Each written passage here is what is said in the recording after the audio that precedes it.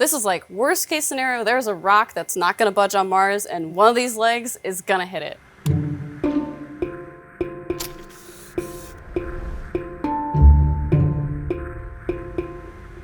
Ideally, we land in a nice sandy area with not a lot of rocks, but geologists are saying, okay, you have these size rocks, you have to design to potentially hit them. So what we're trying to do is drop the lander. I'm gonna run into these friction plates. That'll put all of the energy back into the lander and stop the lander. 3, 2, 1, drop. So when we drop, these load limiters get bent. And then when we run into the wall, these load limiters take that lateral energy. It gives us an idea of how the system reacts in that very harsh condition and get a better understanding of your system.